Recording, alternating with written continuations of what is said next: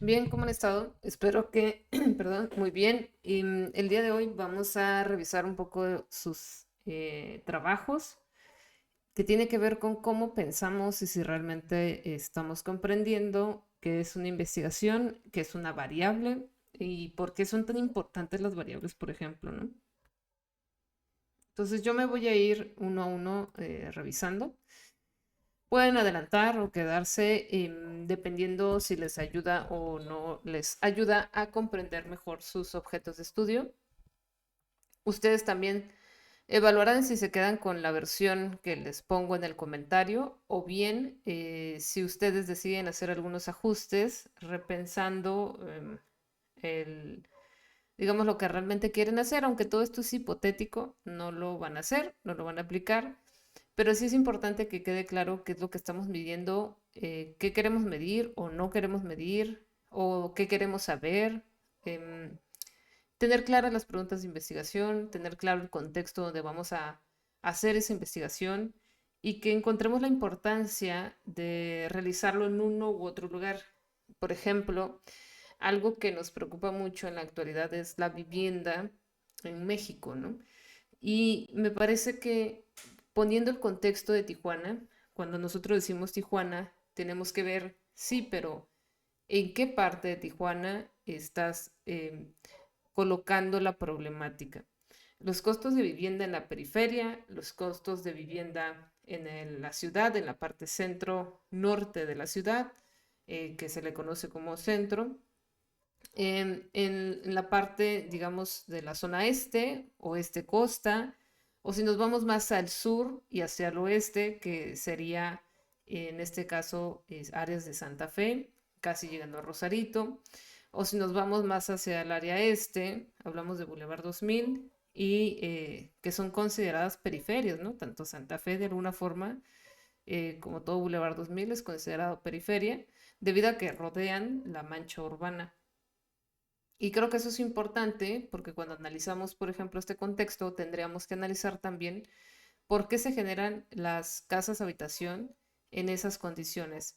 Y algo que debemos observar es que normalmente en Tijuana, una casa habitación, una colonia o un fraccionamiento va a estar conformado de las casas, el colegio, la escuela pública e incluso después se vuelven escuelas, hay desarrollos de escuelas privadas de diferentes niveles y de niveles educativos, hay empresas, las fábricas, si son más de la zona este, van a haber más fábricas rodeando a la, digamos, a todo esto, a toda esta zona que se forma, ¿no?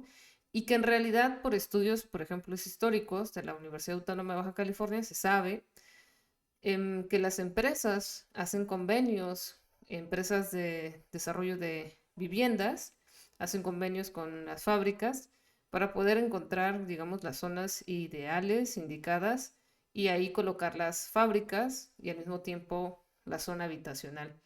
También vamos a reconocer que en muchas de estas zonas debe haber un parque, deben haber algún tipo de centro comercial o por lo menos de compras básicas y necesarias.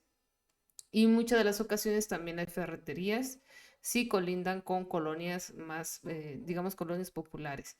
Colonias populares nos referimos a cualquier tipo de colonia que no es un fraccionamiento, que no es, digamos, parte de estos acuerdos con Infonavit, ¿no? Y que se dedican más bien a construir su propia casa, con terrenos que, bueno, ya sería una discusión si son terrenos o no eh, bien celebrados, ¿no? Bien realizados. En este sentido, cuando nosotros pensamos en un contexto, debemos tomar toda esas investigaciones previas. Por eso, no solamente se trata de explicar el contexto donde estamos, sino quiénes más han hecho este tipo de investigaciones y qué nos dicen sobre este contexto.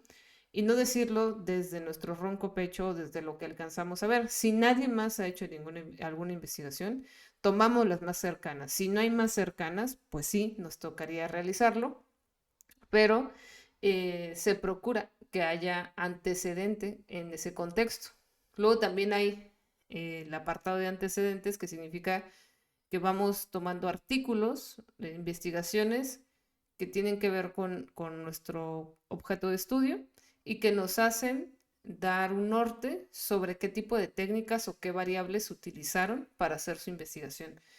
Por eso, antes que nada, debemos de conocer nuestro contexto, qué se ha hecho, qué se ha investigado sobre lo que yo quiero revisar y las variables que nosotros vamos a considerar. Eso es lo más necesario, lo más básico que nosotros necesitamos para iniciar una investigación, que sería esta parte, ¿no? Aquí, por ejemplo, le faltó un apartado de justificación, lo va a tener que realizar. Este es de Tania. Y bueno, ahí habían unas situaciones con su delimitación, em, porque ya vamos a empezar con la revisión. Aquí me faltó la justificación, pero bueno, lo va a tener que retomar. Porque una de las cosas que no estaban muy claras, por ejemplo, son las variables. Estas variables están un poquito raras como están descritas. La variable emociones, por ejemplo, digo, si bien nosotros tenemos emociones o hay emociones dentro de las personas, esto no sería la variable. La variable sería el resultado, por ejemplo, de un cuestionario de habilidades socioemocionales o habilidades emocionales o digamos, un cuestionario sobre coeficiente emocional. Eh, eso sería, eso sería importante para tomarlo como variable, ¿no? Entonces, ahorita estos estudios se los voy a platicar justo como se los puse. Aquí el objeto de estudio sería analizar cómo la capacitación docente influye en el desarrollo emocional y académico de los alumnos de primer grado de primaria. Es decir, ¿cuáles son nuestras variables aquí? La capacitación docente, ¿no? Entonces tenemos que A influye en B y C, en el desarrollo emocional, pero también en el académico. Entonces tenemos tres variables y además específicamente de los alumnos de primer grado de primaria. Aquí nos faltaría el para qué y cómo lo vamos a utilizar, pero ese sería el objeto de estudio básico, ¿no? Em, y aquí tenemos variables independientes, que sería capacitación docente, cambio de docente, que sería importante ver cómo influye la variación de estos cambios de docentes, ¿no? Digamos, la rotación de personal de la institución. Luego tenemos variables dependientes, que es el desarrollo emocional del alumno y rendimiento académico, que estos se pueden medir, se miden a través de test. Estos tests, hay varios tests, hay algunos cuantos que están muy probados sobre rendimiento académico. También podríamos tomar, por ejemplo, el promedio, podríamos tomar el resultado de un examen. em, y yo creo que con eso más que suficiente, ¿no? Pero en el desarrollo emocional del alumno, sí tenemos que tener un test aplicado con un puntaje que nos diga eh, qué se refiere, ¿no? O qué se puede interpretar. Entonces, los elementos clave va a ser programas de educación emocional y estrategias de enseñanza utilizadas, porque al final, según su objetivo de investigación, lo que quiere es identificar la relación entre la capacitación docente y el desempeño emocional y académico de los alumnos y proponer estrategias de enseñanza que promuevan tanto el aprendizaje como la estabilidad emocional de los estudiantes, ¿no? Que ese sería el fin. Em, con estos resultados sería proponer estrategias de enseñanza, pero aquí siento que está un poco presuponiendo que ya hay una limitación de las estrategias de enseñanza. Entonces, aquí habría que mesurar un poco qué es lo que realmente queremos revisar. La verdad es que es bien complicado em, ver la relación entre la capacitación docente y el desempeño emocional y académico, es decir, qué tanto afecta si un docente está actualizado o no. Se sabe que sí, pero sí es muy difícil identificarlo porque al desarrollo docente no solo afecta la capacitación, afectan factores económicos, el salario, afectan situaciones familiares, afecta em, temas mismas de la institución como temas políticos. Entonces es multivariable. Entonces es muy complejo este tipo de estudios. Una de las preguntas sí sería, ¿cómo impacta la capacitación docente en el desarrollo emocional académico de los alumnos de primer grado? Esta sería la pregunta general. ¿Qué estrategias pedagógicas pueden mejorar el rendimiento y el bienestar de los alumnos? Esta es otra pregunta que a mí me parecería que se están intentando resolver dos cosas en una sola. A veces podemos hacer proyectos de intervención, pero como les decía, a veces es mejor quedarse en solo un objetivo general. Impacto o no, o cómo impacta la capacitación docente en el desarrollo emocional y académico. Es más, yo lo dejaría cómo impacta la capacitación docente solo en el rendimiento académico de primer grado, ¿no? ¿Por qué? Porque vamos a meter bastantes variables que luego hacen difícil que se pueda dar de forma efectiva, porque necesitaría revisar varios detalles, ¿no?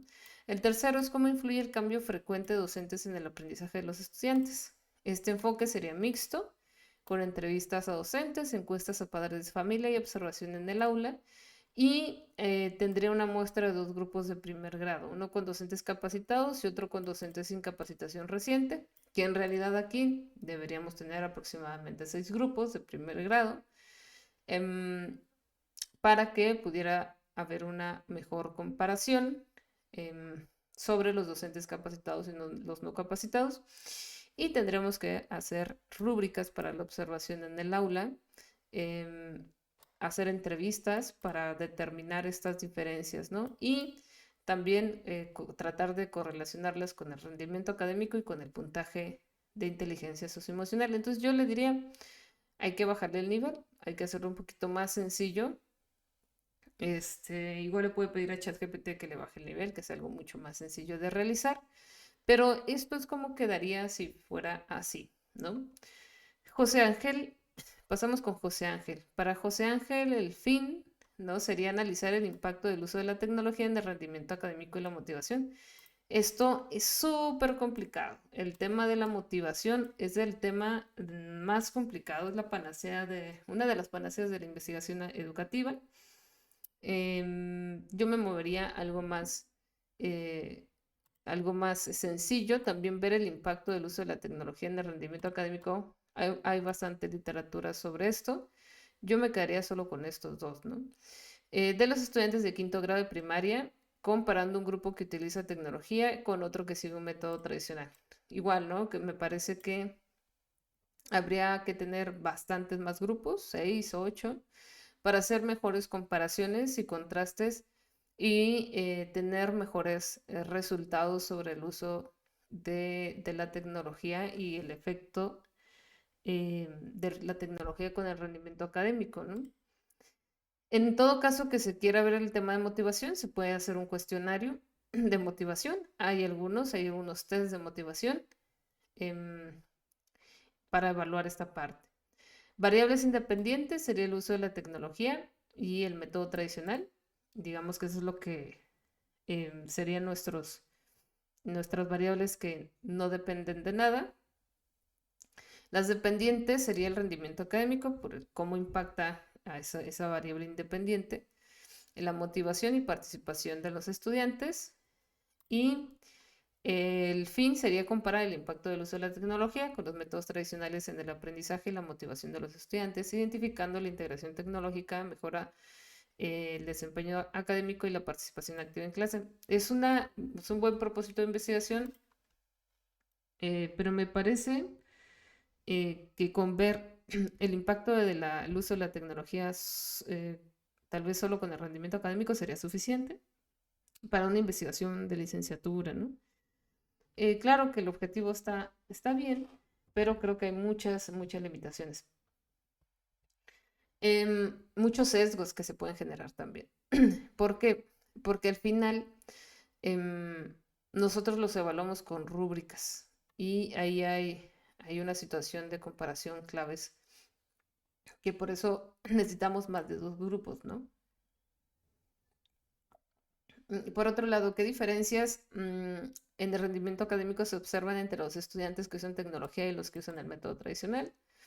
¿Cómo influye la tecnología en la motivación y participación de los alumnos durante clases? Si se dan cuenta, son como dos grandes objetivos generales. Porque esto es una cosa, la motivación, la tecnología y la motivación son una cosa, y la tecnología, el rendimiento académico es otra.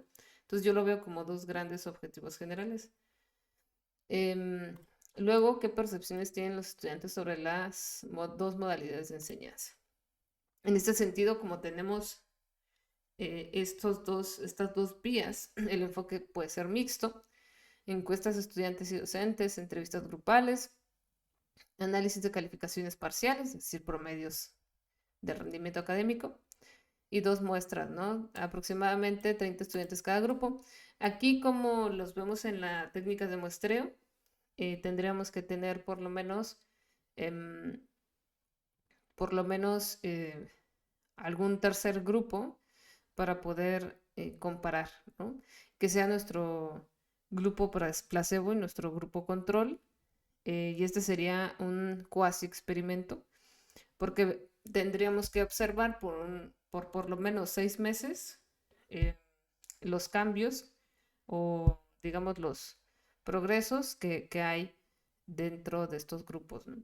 Entonces yo, para que no sea tan complejo, yo tal vez solo me dedicaría al uso de la tecnología, y tal vez sí hablaríamos un poquito más de motivación quizá, y además tendríamos también que revisar las calificaciones de los niños sin tecnología antes y con tecnología después. Creo que eso también podría ser una gran comparación. O sea, cuáles son los efectos, ¿no? De que antes no lo utilizaran y que luego empiece a utilizarse, y si en el plazo de 6 meses hay un cambio significativo comparado con los que no utilizan. Sí, la verdad es que sí, motivación y rendimiento. Bueno, podría dejarlo así, pero hay muchas cositas a revisar. Ya sería cuestión de su decisión para entregar el trabajo final que corresponde a esta materia, ¿no? Yo digo eh, que no se complique mucho, pero creo que al final están muy ligados, entonces puede dejarlo así. Sí, es mejor. Odalis, usted tiene el estrés académico y el rendimiento académico y bienestar emocional. Que bueno, son igual tres variables, ¿no? Importantes. Se quiere enfocar en asesoría psicopedagógica. La variable independiente sería los niveles de estrés académico, y las variables dependientes sería el rendimiento académico, promedio general y el bienestar emocional. ¿Por qué? Porque está viendo como el nivel de estrés como algo independiente, ¿no? Es decir, básicamente está diciendo que hay un impacto en el rendimiento académico que depende, ¿no? Prácticamente el rendimiento académico depende del estrés, eso es lo que está diciendo. También el bienestar emocional depende del nivel de estrés académico, y aquí habría que acotar: si es académico, entonces no son los problemas de la casa, ¿ok?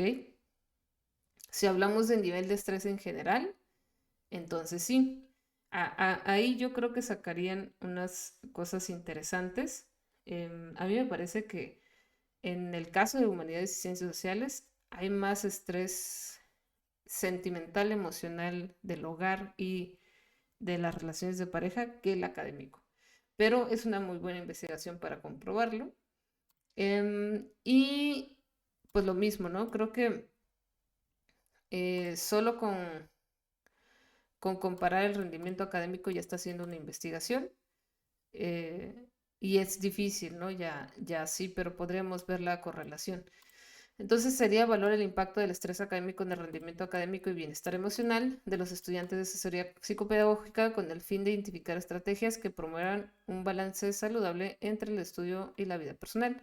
La parte de las estrategias que promuevan una vida saludable, si nos quedamos sin investigación, nada más sería con el fin de identificar, ¿no? Los niveles de estrés para, para estar informados. Creo que eso es lo principal. Ya las estrategias creo que es otra elaboración, y hacer estrategias pareciera sencillo, pero no lo es, porque también hay que hacer cronogramas. O sea, es la cuestión económica, en fin, muchos detalles que a veces se nos olvidan, que todo depende de lo económico y que es una realidad, ¿no? Las preguntas son estas: ¿cuál es el nivel de estrés académico de los estudiantes de la carrera de asesoría psicopedagógica? cómo afecta el nivel de estrés, qué relación existe entre el estrés académico y el bienestar emocional y qué estrategias utilizan los estudiantes. Yo el de las estrategias lo omitiría, tal vez yo me quedaría nada más con el nivel de estrés académico para algo muy, muy sencillo, pero se puede quedar así. Y aquí están, ¿no? El enfoque mixto también sería un cuasi experimento. Y bueno, en este caso no sería un cuasi experimento, sería una comparación de 30 a 50 estudiantes de semestres avanzados, ¿no? Eso es lo mínimo que nosotros necesitaríamos para esta investigación. Y ya. Para Daniel, aquí el estudio es el impacto de la movilidad de enseñanza virtual sobre presencial en el rendimiento académico, participación y satisfacción. Ya le agregamos más variables, ¿no? Más que motivación, en la satisfacción. Aquí las variables independientes, por ejemplo, son la modalidad de enseñanza y el rendimiento académico, ¿no? Que depende de la modalidad de enseñanza. Entonces acá está un poquito más claro el tema de la modalidad de enseñanza, que es lo más relevante, si es virtual o presencial, y cómo afectó el rendimiento académico. Creo que eso es muy viable, porque se pueden comparar las bajas, ¿no? Fácilmente, las bajas, la deserción académica, con, y justamente creo que eso ya es un estudio, la deserción académica en la pandemia. Es ya un dato importante. Luego, en este sentido nos habla desde ahí, me parece que un pequeño problema, ¿no? Que es que es un poco difícil comparar debido al fracaso a veces de la modalidad en línea, ¿no? Y el rendimiento académico sería un poco subjetivo, porque creo que hubieron maestros muy laxos en ese momento por la situación. Em, entonces, ahí tendremos que ver qué tan sesgado está esta parte, ¿no? Qué tan sesgada está la información. Pero sí, digo, va bien. Igual considere esto que le pongo acá. Aquí le pongo una muestra de 100, 150 estudiantes. Lo ideal serían unos 300 estudiantes. Encuestas, ¿no? Sería el punto de aplicar encuestas para medir satisfacción y participación. Análisis de calificaciones para medir rendimiento y entrevistas semi-estructuradas para conocer las experiencias de adaptación. Entonces, teniendo esto, ya podemos tener las tres variables, medirlas y compararlas, ¿no? Em, Creo que es una muy buena opción. Blanca Jocelyn. Bueno, aquí le pongo el objeto de estudio. Es el impacto del uso excesivo de TikTok en la salud mental y patrones de comportamiento en adolescentes y jóvenes adultos. Es una gran investigación, creo que es muy compleja, em, porque hay muchas cosas que medir, pero es interesante que lo plantee. Igual esto es ficción, entonces igual todos no se lo tomen tan en serio, complíquense lo que ustedes quieran complicarse, ¿no? Em, Variables independientes, uso excesivo de TikTok, definido como más de 3 horas al día. Hay que definir qué es excesivo. Variables dependientes, ansiedad, depresión, calidad del sueño, problemas de concentración, autoevaluación de adicción, patrón de sueño y hábitos digitales saludables. Entonces, lo que vamos a hacer es analizar los efectos del uso excesivo de TikTok en la salud mental, que se define como ansiedad y depresión, y en el comportamiento, concentración y hábitos de sueño de adolescentes y jóvenes adultos, para proponer recomendaciones que fomenten un uso más saludable de la red social.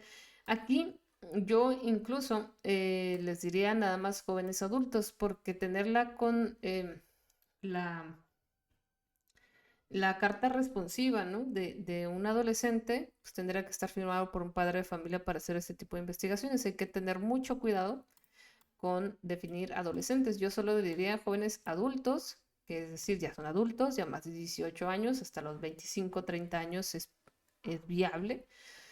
Y ahí tendremos que definir el rango de joven adulto y justificar, ¿no? Cuándo es el límite de la juventud.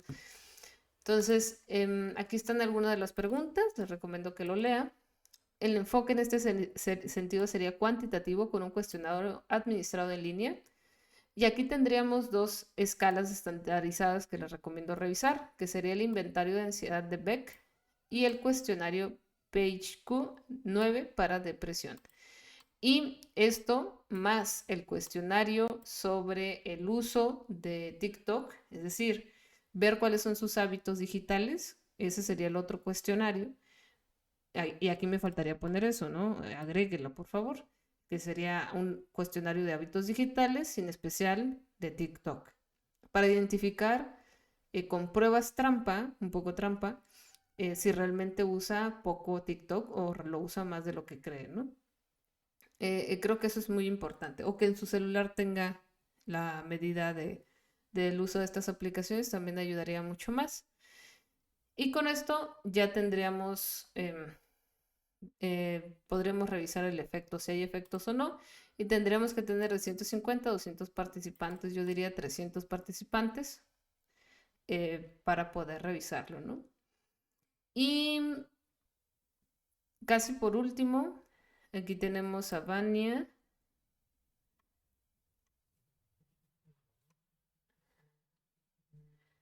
Aquí tenemos a Vania.